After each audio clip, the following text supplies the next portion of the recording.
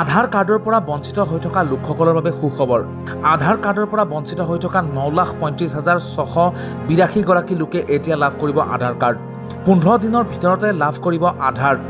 NRC biometric দিয়াৰ সময়ৰ পৰা বন্ধ হৈ আছিল এইসকল লোকৰ আধাৰ কাৰ্ড। আধাৰ কাৰ্ড বন্ধ হৈ থকাৰ বাবে চৰকাৰী সা সুবিধাৰ পৰা বঞ্চিত হৈ আছিল এইসকল লোক। মুখ্যমন্ত্ৰী হিমন্ত বিশ্ব শৰ্মাই জানিব দিয়া মতে এইসকল লোকৰ NRCৰ সৈতে আধাৰ কাৰ্ডৰ প্ৰত্যক্ষ সম্বন্ধ নাই। NRCত নাম থকা লোকেও পোৱা নাছিল আধাৰ কাৰ্ড। ভাৰত চৰকাৰে এইসকল লোকক আধাৰ কাৰ্ড দিয়াৰ অনুমতি দিছে। ভাৰত চৰকাৰে ইউনিক আইডেণ্টিফিকেশ্যন অথৰিটি অফ ইণ্ডিয়াক আধাৰ কাৰ্ড প্ৰদানৰ নিৰ্দেশ দিছে। NRC আৰু আধাৰ কেন্দ্ৰ এটা হোৱা বাবেই এই সমস্যাৰ সৃষ্টি হৈছিল।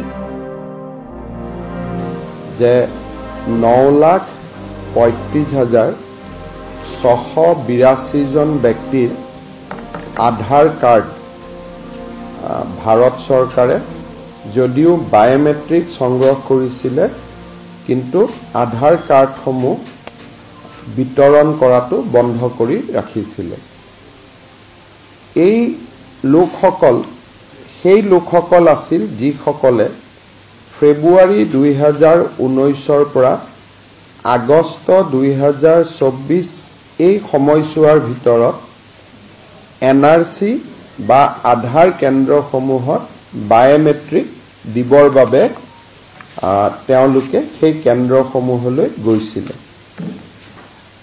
যোৱা কিছুদিন ধৰি এই লোকসকলে 9,38,865 গৰাকী যি লোক আছে তেওঁলোকে বিভিন্ন সময়ত অসম চৰকাৰৰ ওচৰত অভিযোগ কৰি আহিছিলে যে আধাৰ কাৰ্ড বন্ধ হৈ থকাৰ বাবে তেওঁলোকে স্কলাৰশ্বিপ, ৰেচন কাৰ্ড, বিভিন্ন ধৰণৰ চৰকাৰী সুবিধাৰ পৰা বঞ্চিত হৈ আহিছে।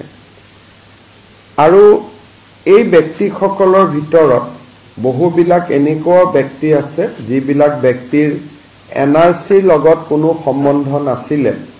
তেওঁলোকে মাত্ৰ সেই সময়ছোৱাত আধাৰ কাৰ্ডৰ বাবে বায়োমেট্ৰিক দিবৰ বাবে গৈছিলে।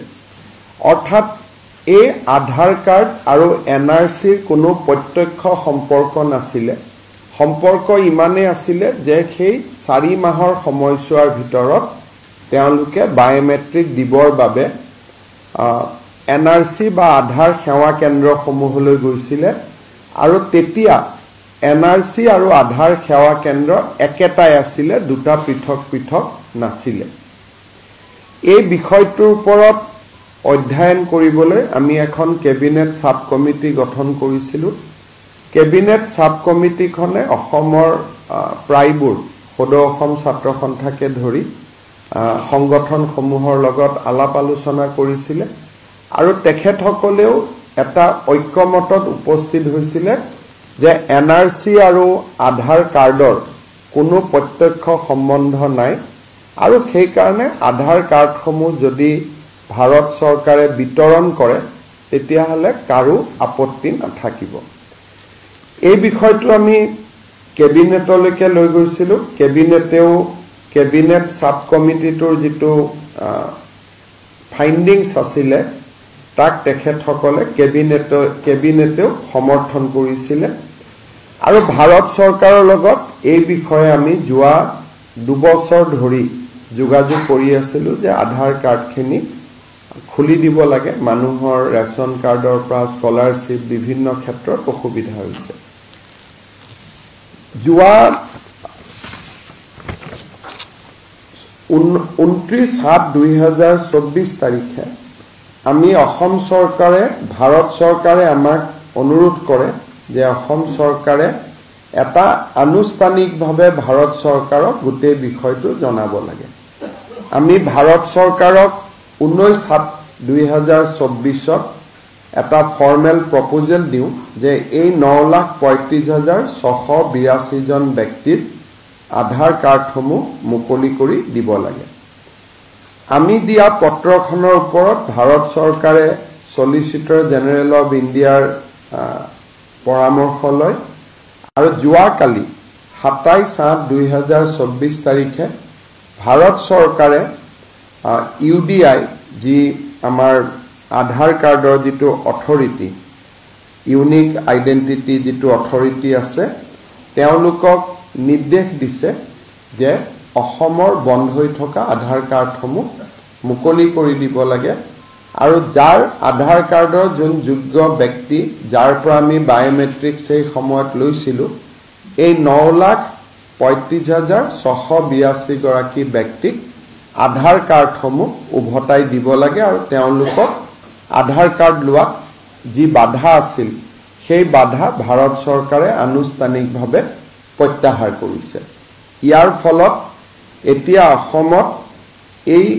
এটা বহুদিনৰ যেটো এটা ইস্যু পুঞ্জীভূত হৈ আছিল 9,35,682 গৰাকী ব্যক্তিৰ তেওঁলোকৰ আধাৰ কাৰ্ড পোৱা পথ প্ৰশস্ত হ'ল আৰু মই ভাবো যে অহা 15 দিন এমাহৰ পৰা ভিতৰৰ পৰা তেওঁলোকে নিজৰ আধাৰ কেন্দ্ৰত গৈ আধাৰসমূহ সংগ্ৰহ কৰিব পাৰিব য'ত তেওঁলোকে বায়োমেট্ৰিক্স দিছিলে বা ইউডিআই কৰ্তৃপক্ষই বেলেগ ব্যৱস্থাও কৰিব পাৰে যে তেওঁলোকে কোড গৈ আধাৰ কাৰ্ডখিনি সংগ্ৰহ কৰি লাগিব কিন্তু ভাৰত চৰকাৰে ইতিমধ্যে যেহেতু আগৰ যেটো নিষেধাজ্ঞা সেইটো তেওঁলোকে প্ৰত্যাহাৰ কৰিছে আৰু এতিয়া আধাৰ কাৰ্ড পোৱাৰ পথ সকলোৰে প্ৰশস্ত হ'ল এটা বহুদিনীয়া এটা যেটো ইস্যু আছিল সেইটো আনুষ্ঠানিকভাৱে ৰিজলভ হ'ল বুলি মই আশা কৰিছো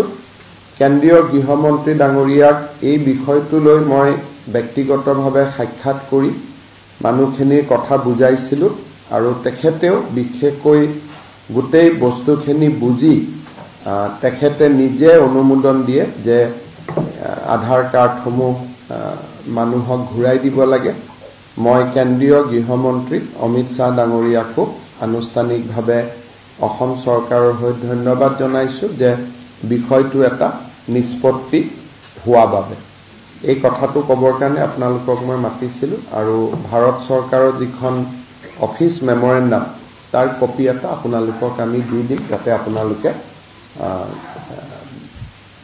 এই মেমৰেণ্ডামখন বহল প্ৰচাৰ কৰিব পাৰে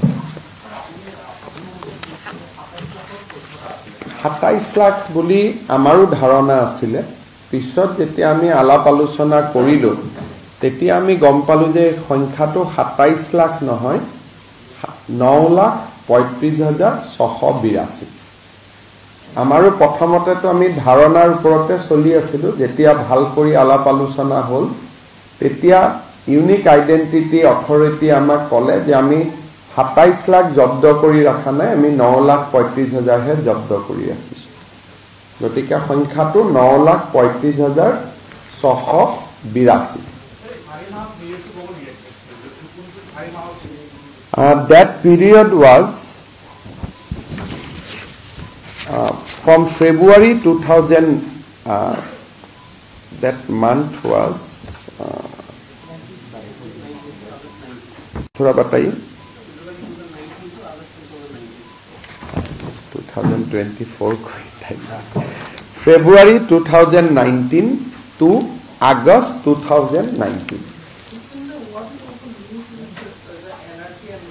it was supposed to be linked to be NRC but they fizzle out the entire thing even non-NRC people whose name is there in NRC their NRC also got blocked Aadhaar also got blocked so it was meant to be for the people whose name were excluded from NRC but they somehow at that point of time fuzzle out the thing whoever has gone during that period they have blocked their NRC so there are many Moran people Motok people tribal people I mean it was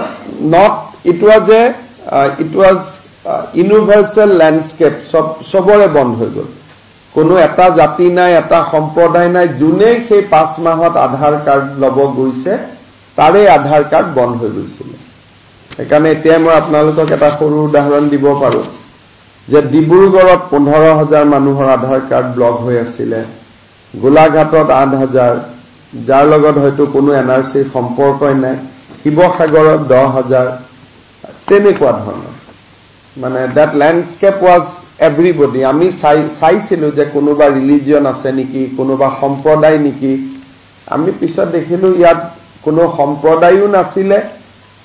NRCত নাম থকা মানুহ, ড্ৰাফটত নাম থকা মানুহৰো আধাৰ block আছিলে, ফাইনেলত নাম থকা মানুহৰ আধাৰ ব্লক আছিলে. সেইকাৰণে we could not establish any correlation between NRC and Aadhaar.